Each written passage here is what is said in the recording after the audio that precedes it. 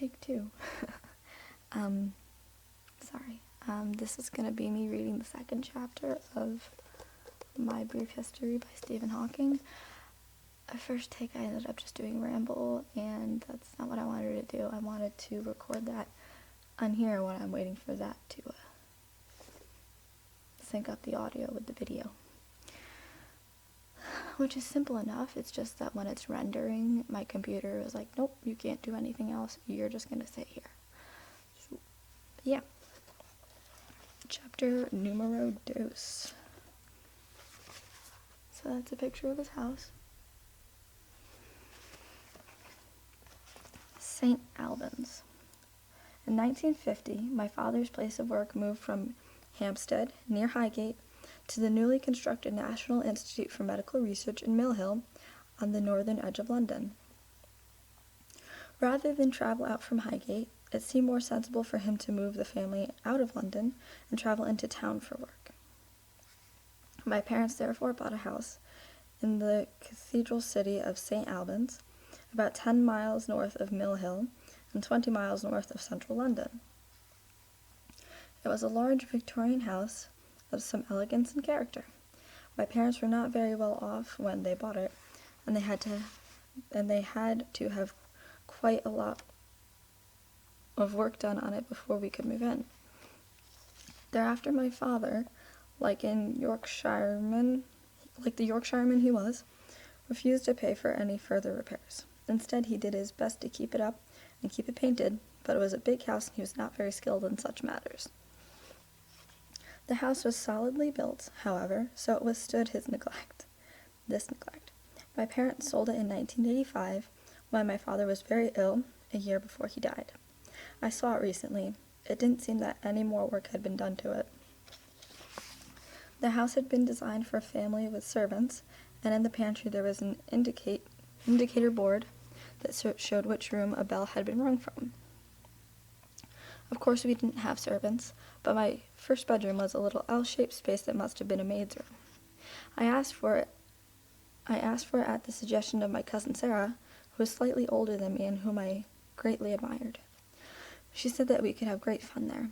One of the attractions of the room was that one could climb out the window onto the roof of the bicycle shed and thence to the ground.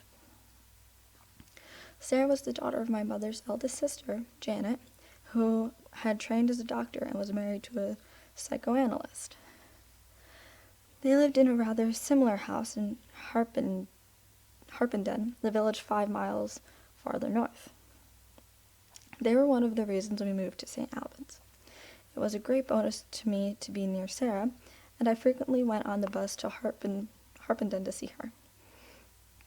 St. Albans itself stood next to the remains of an ancient Roman city of Verulamium, which had been the most important Roman settlement in Britain after London. In the Middle Ages, it had the richest monastery in Britain. It was built around the shrine of St. Alban, a Roman centurion who is said to have been the first person in Britain to be executed for his Christian faith.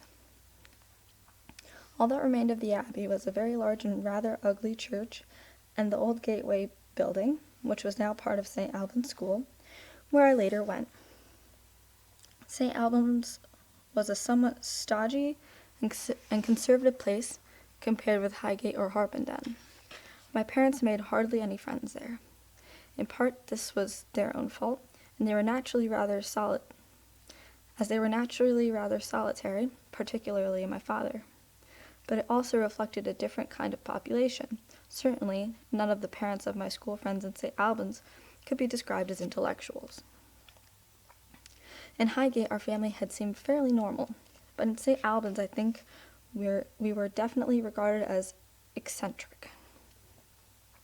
This perception was increased by the behavior of my father, who cared nothing for appearances if this allowed him to save money. His family had been very poor when he was young, and it had left a lasting impression on him. He couldn't bear to spend money on his own comfort, even when, in later years, he could afford to. He refused to put in central heating, even though he felt the cold badly. Instead, he would wear several sweaters and a dressing gown on top of his normal clothes. He was, however, very generous to other people. In the 1950s, he felt we couldn't afford a new car, so he bought a pre-war London taxi, and he and I built a Nissan hut as a garage. The neighbors were outraged, but they couldn't stop us. Like most boys, I was embarrassed by my parents, but it never worried them.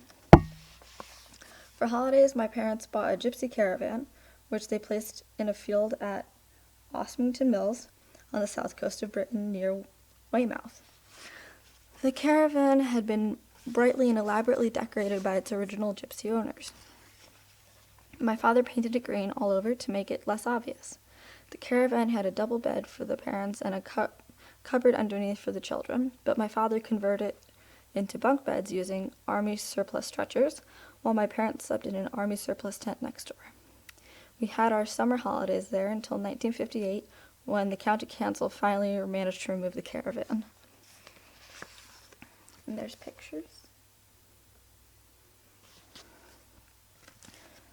When we first came to St. Albans, I was sent to the high school for girls, which despite its name took boys up to the age of 10. After I had been there one term, however, my father made one of his almost yearly visits to Africa, this time for a rather long period, about 4 months. My mother didn't feel like being left alone all that time, so she took my 2 sisters and me to visit her school friend Beryl, who was married to the poet Robert Graves. They lived in a village called Daya on the Spanish island of Majorca. This was only 5 years after the war, and Spain's dictator, Francisco Franco, who had been an ally of Hitler and Mussolini, was still in power. In fact, he remained in power for another 2 decades. Nevertheless, my mother, who had been a member of the Young Communist League before the war, went with 3 young children by boat and train to Majorca.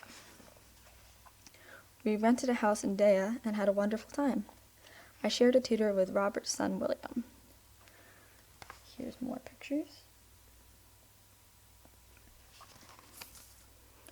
This tutor was a protege of Robert's and was more interested in writing a play for the Edensburg Festival than in teaching us.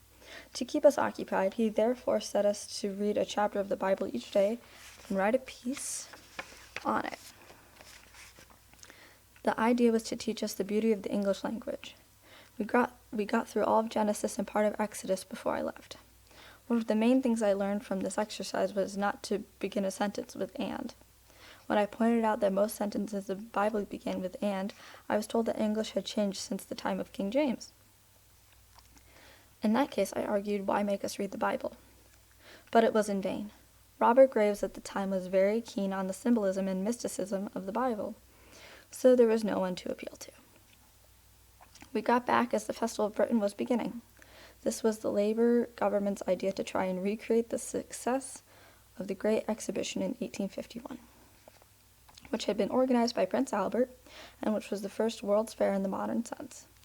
It provided a welcome relief from the austerity of the war and post-war years in Britain.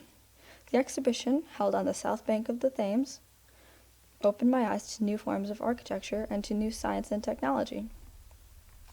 However, the exhibition was short-lived. The Conservatives won an election that autumn and closed it down. At the age of 10, I took the so-called 11+ exam. This was an intelligence test that was meant to sort out the children suited to an academic education from the majority who were sent to non-academic secondary schools. The 11+ system led to a number of working-class and lower-middle-class children reaching university and distinguished positions, but there was an outcry against the whole principle of a once-and-for-all selection at age 11, mainly from middle-class parents who found their children sent to schools with working-class kids. The system was largely abandoned in the 1970s in favor of comprehensive education. English education in the 1950s was very hierarchical. Not only were schools divided into academic and non-academic, but the academic schools were further divided into A, B, and C streams. This worked well for those in the A stream, but not so well for those in B stream, and badly for those in the C stream, who got discouraged. I was put in the A stream of St. Albans School based on the results of my 11+. But after the first year, everyone who ranked below 20th in the class was assigned to the B stream. This was a tremendous blow to their self-confidence, from which some never recovered. In my first 2 terms at St. Albans, I came in 24th and 23rd, respectively, but in my third term I came in 18th, so I just escaped being moved down at the end of the year. When I was 13, my father wanted me to try for Westminster School, one of Britain's main public schools, what in the United States are called private schools. At the time, as I've mentioned, there was a sharp division in education along class lines, and my father felt that the social graces such as a school would be an advantage in my life. My father believed that his own lack of poise and connections had led him to being passed over in his career in favor of people of less ability. He had a bit of a chip on his shoulder because he felt that other people who were not as good but who had the right background and connections had gotten ahead of him. He used to warn me against such people. Another picture. Because my parents were not well off, I would have to win a scholarship in order to attend Westminster. I was ill at the time of the scholarship exam, however, and did not take it. Instead, I remained at St. Albans School, where I got an education that was as good as, if not better than, the one I would have had at Westminster. I have never found that my lack of social graces has been a hindrance, but I think physics is a bit different from medicine. In physics, it doesn't matter what school you went to or whom you are related. It matters what you do. I was never more than about halfway up the class. It was a very bright class. My classwork was very untidy, and my handwriting was the despair of my teachers. But my classmates gave me the nickname Einstein, so presumably they saw signs of something better. When I was 12, one of my friends bet another friend a bag of sweets that I would never amount to anything. I don't know if this bet was ever settled, and if so, which way it was decided. I had 6 or 7 close friends, most of whom I'm still in touch with. We used to have long discussions and arguments about everything from radio-controlled models to religion and from parapsychology to physics. One of the things we talked about was the origin of the universe and whether it had required a god to create it and set it going. I had heard that light from distant galaxies was shifted towards the red end of the spectrum and that this was supposed to indicate that the universe was expanding. A shift toward the blue end would have meant it was contracting. But I was sure there must be some other reason for the red shift, and essentially unchanging and everlasting universe seems so much more natural. Maybe light just got tired and more red on its way to us, I speculated. It was only after about 2 years of PhD research that I realized I had been wrong. Another picture. And that is his father. My father was engaged in research on tropical diseases, and he used to take me around his laboratory in Mill Hill. I enjoyed this, especially looking through microscopes. He also used to take me into the insect house, where he kept mosquitoes infected with tropical diseases. This worried me, because there always seemed to be a few mosquitoes flying around loose. He was very hardworking and dedicated to his research. I was always very interested in how things operated, and I used to take them apart to see how they worked. But I was not so good at putting them back together again. My practical abilities never matched up to my theoretical inquiries. My father encouraged my interest in science, and he even coached me in mathematics until I got to a stage beyond his knowledge. With this background, and my father's job, I took it as natural that I would go into scientific research.